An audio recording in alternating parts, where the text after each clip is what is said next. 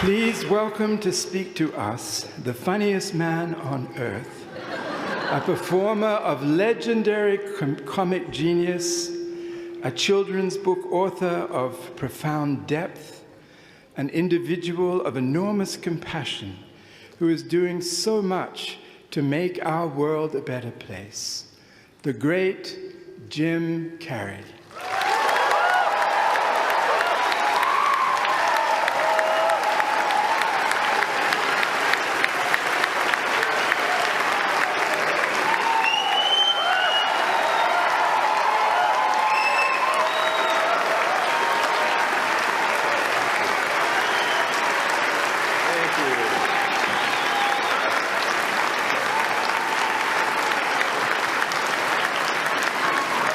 Sitting down for? I was going to milk that for a while. You guys can stretch that out in post, right? You can make that longer in the edit. Thank you, Bevin. Thank you all. Jai Guru Dev.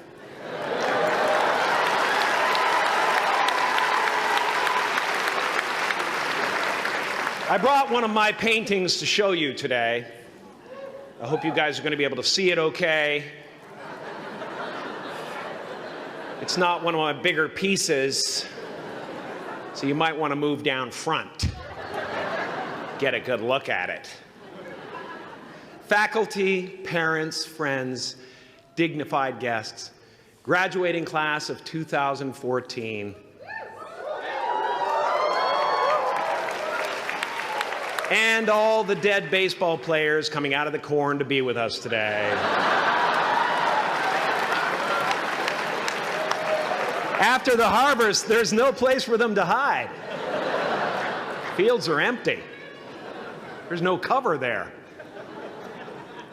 I'm here to plant a seed today, a seed that will inspire you to move forward in life with enthusiastic hearts and a clear sense of wholeness.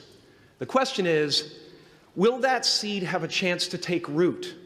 Or will I be sued by Monsanto and forced to use their seed?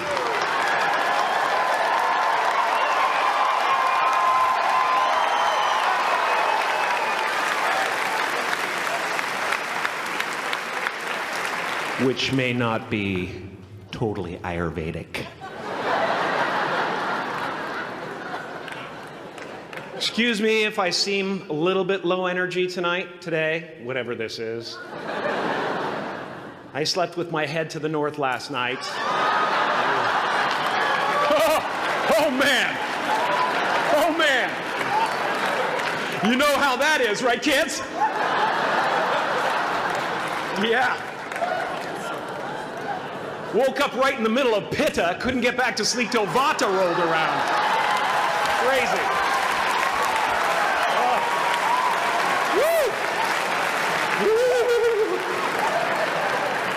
But I didn't freak out, you know. I used that time to eat a large meal. Connect with someone special on Tinder. Because life doesn't happen to you, it happens for you. How do I know this? I don't, but I'm making sound, and that's the important thing. That's what I'm here to do. Sometimes I think that's the only thing that's important, really, you know? It's just letting each other know we're here. You know? Reminding each other that we're part of a larger self. I used to think Jim Carrey is all that I was. Just a flickering light, a dancing shadow, the great nothing masquerading as something you can name.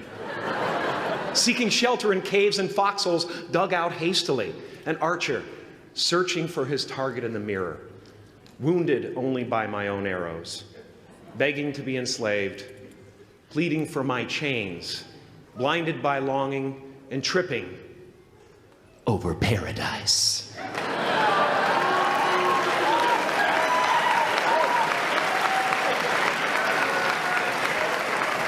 I get an amen! You didn't think I could be serious, did you? I don't think you understand who you're dealing with. I have no limits.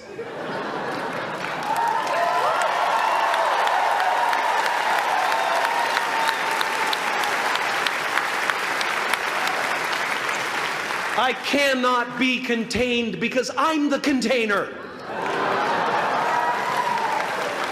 You can't contain the container, man. You can't contain the container.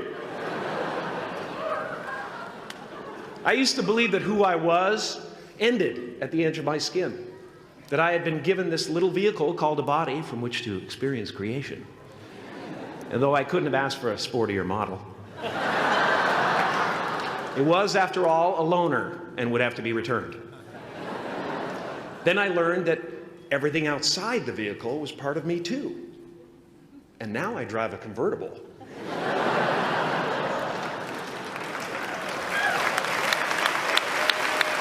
Yeah, man.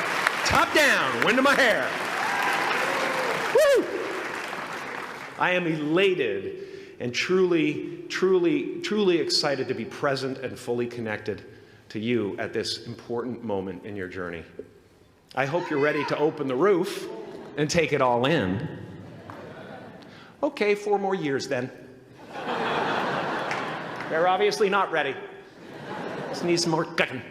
Now, I want to thank the trustees, the administrators, the faculty of MUM for creating an institution worthy of Maharishi's ideals of education, a place that teaches knowledge and experience, the knowledge and experience necessary to be productive in life, as well as enabling the students through transcendental meditation and ancient Vedic knowledge to slack off twice a day for an hour and a half.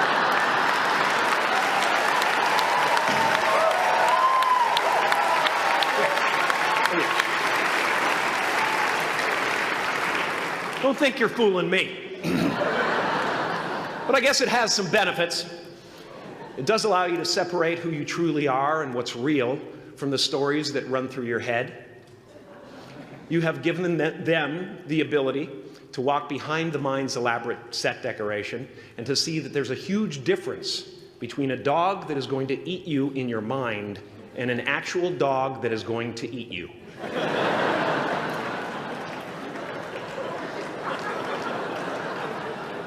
That may sound like no big deal, but many never learn that distinction. And they spend a great deal of their lives living in fight or flight response. I'd like to acknowledge all of you wonderful parents. Way to go. What a fantastic job you've done. For your tireless dedication, your love, your support, most of all, for the attention that you paid to your children. I have a saying, beware the unloved, because they will eventually hurt themselves or me. But when I look at this group here, you know, I feel really safe. I do. I'm just going to say it. My room is not locked. My room is not locked. No doubt some of you will turn out to be crooks.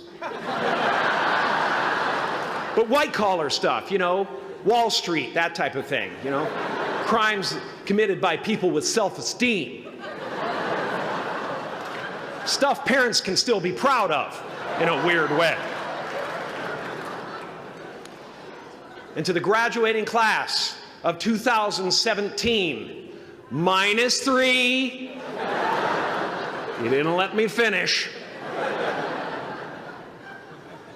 Congratulations. Yes, give yourself a round of applause, please. Please.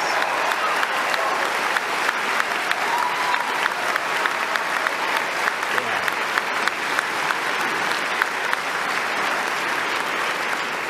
You are the vanguard of knowledge and consciousness, a new wave in a vast ocean of possibilities. On the other side of that door, there's a world starving for new ideas, new leadership. I've been out there for 30 years. She's a wildcat. Oh, she'll rub up against your leg and purr until you pick her up and start petting her, and then out of nowhere, she'll swat you in the face. It can be rough out there, but that's okay, because there's soft serve ice cream with sprinkles. I guess that's what I'm really trying to say here today. Sometimes it's okay to eat your feelings. Now, fear is going to be a player in your life, but you get to decide how much. You can spend your whole life imagining ghosts, worrying about the pathway to the future, but all there will ever be is what's happening here, and the decisions we make in this moment, which are based in either love or fear. So many of us choose our path out of fear disguised as practicality. What we really want seems impossibly out of reach and ridiculous to expect, so we never dare to ask the universe for it. I'm saying I'm the proof that you can ask the universe for it. Please.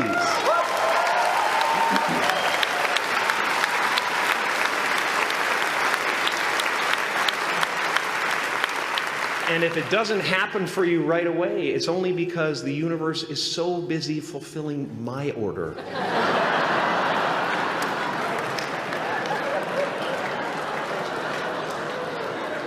Party size!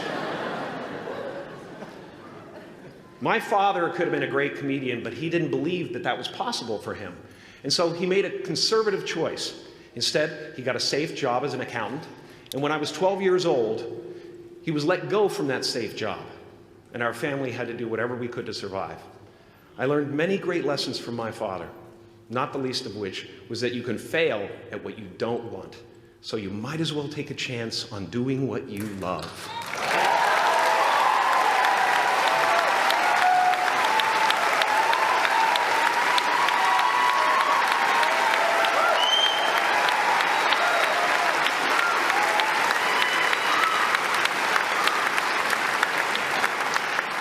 It's not the only thing he taught me, though. You know, I watched the effect of my father's love and humor and how it altered the world around me. And I thought, that's something to do. That's something worth my time. It wasn't long before I started acting up. You know, people would come over to the house and they'd be greeted by a 7-year-old throwing himself down a large flight of stairs. They would say, "What happened?" And I would say, "I don't know. Let's check the replay." I'd go back to the top of the stairs and come back down in slow motion.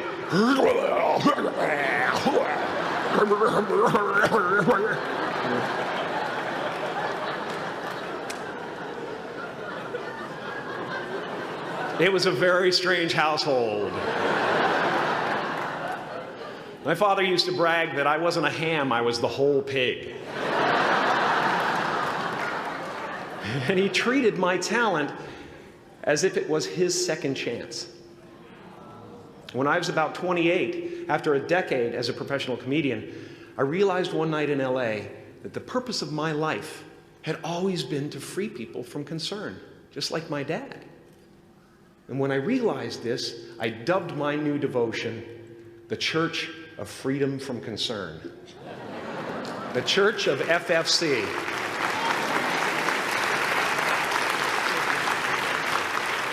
And I dedicated myself to that ministry.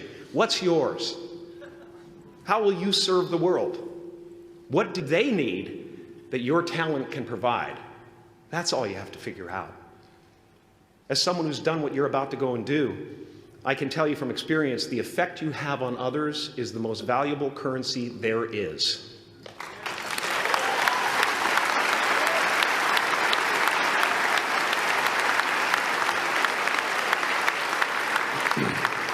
Because everything you gain in life will rot and fall apart, and all that will be left of you is what was in your heart. My choosing to free people, from concern got me to the top of a mountain. Look where I am. Look what I get to do. Everywhere I go. I'm going to get emotional because when I tap into this, it really is extraordinary to me. I did something that made people present their best selves to me wherever I go.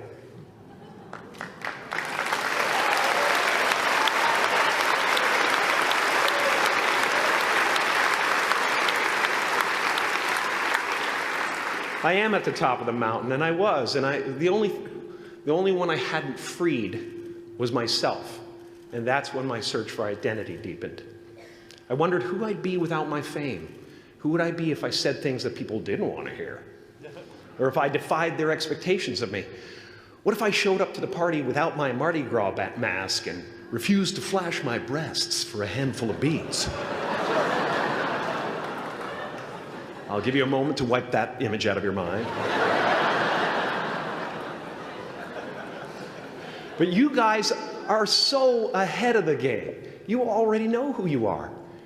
And that peace that we're after lies somewhere beyond personality, beyond the perception of others, beyond invention and disguise, even beyond effort itself. You can join the game, fight the wars, play with form all you want, but to find real peace, you have to let the armor go.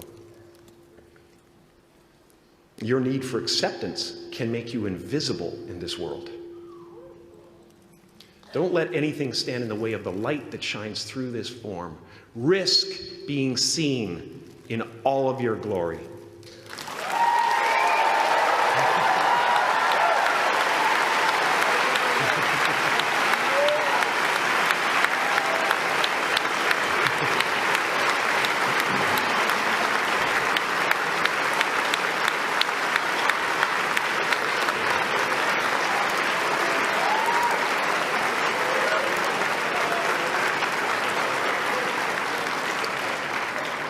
It's not big enough.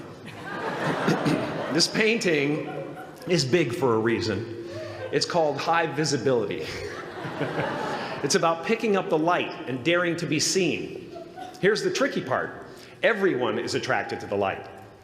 The party host up at the top, who thinks unconsciousness is bliss and is always offering to drink from the bottles that empty you.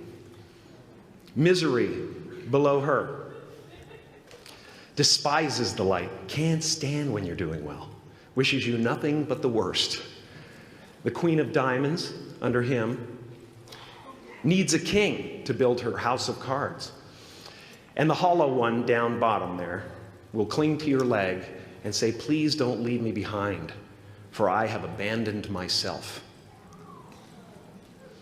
Even those who are closest to you and most in love with you, the people you love most in the world, will find clarity confronting at times.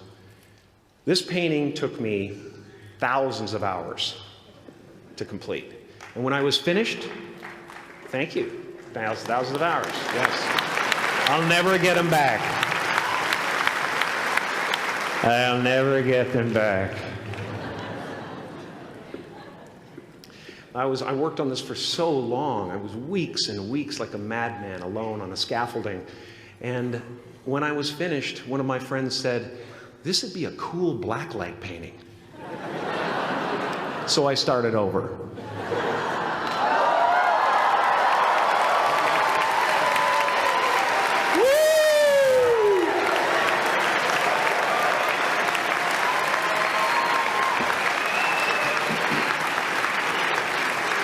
Welcome to Burning Man. Some pretty crazy characters up there, but better up there than in here. You know, painting is one of the ways, thank you. Painting is one of the ways I free myself from concern, a way to stop the world through total mental, spiritual, and physical involvement. But even with that comes a feeling of divine dissatisfaction, because ultimately, we're not the avatars we create. We're not the pictures on the film stock. We are the light that shines through. All else is just smoke and mirrors, distracting, but not truly compelling. I've often said that I wished people could realize all their dreams and wealth and fame, and so that they could see that it's not where you're going to find your sense of completion. Like many of you, I was concerned about going out into the world and doing something bigger than myself, until someone smarter than myself made me realize that there is nothing bigger than myself.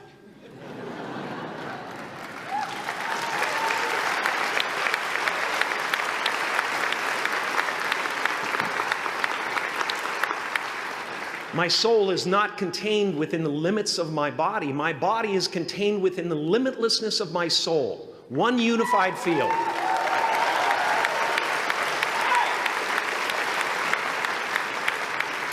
One unified field of nothing, dancing for no particular reason, except maybe to comfort and entertain itself.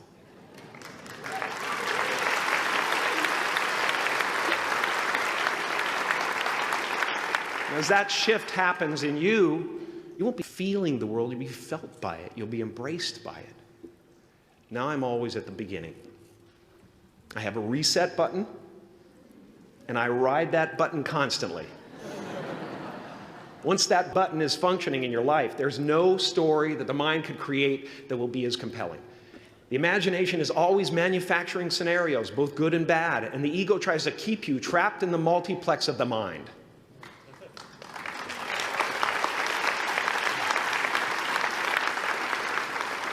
Our eyes are not viewers, they're also projectors that are running a second story over the picture that we see in front of us all the time.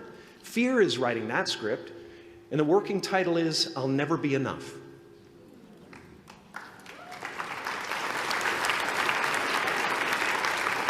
Now you're going to look at a person like me and say, how could we ever hope to reach those kind of heights, Jim? How can we make a painting that's too big for our home? How do you fly so high without a special breathing apparatus? This is the voice of the ego. And if you listen to it, there will always be someone who's doing better than you. No matter what you gain, ego will not let you rest. It will tell you that you cannot stop until you've left an indelible mark on the earth, until you've achieved immortality. How tricky is this ego that it would tempt us with the promise of something we already possess?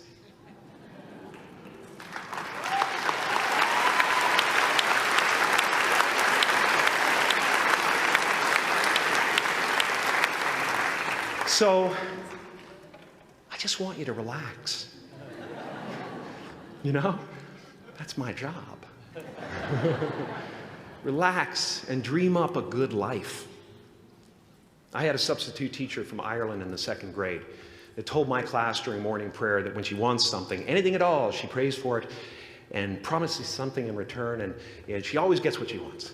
Well, I'm sitting at the back of the classroom, you know, thinking, wow, my family can't afford a bike, you know. So I went home and I prayed for one. And I promised I would recite the rosary every night in exchange. Broke that promise. But 2 weeks later, I got home from school to find a brand new Mustang bike with a banana seat and Easy Rider handlebars. Yeah. From fool to cool. My family informed me that I had won the bike in a raffle that a friend of mine had entered my name in without my knowledge whatsoever. So that type of thing has been happening to me ever since. And as far as I can tell, it's just about letting the universe know what you want and working toward it while letting go of how it comes to pass.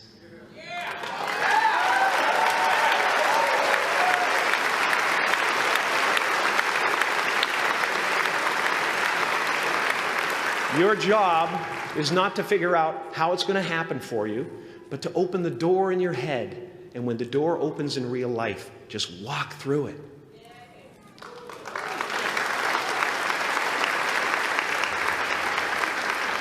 And don't worry if you miss your cue, because there's always doors opening. They keep opening. And when I say life doesn't happen to you, it happens for you, I really don't know if that's true.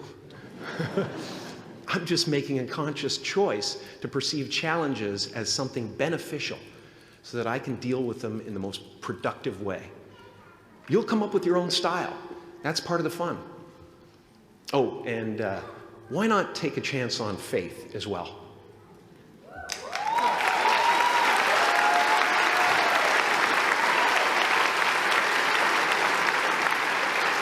Take a chance on faith. Not religion, but faith.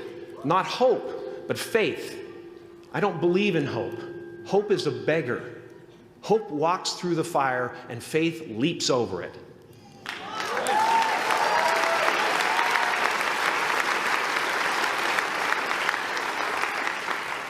You are ready and able to do beautiful things in this world.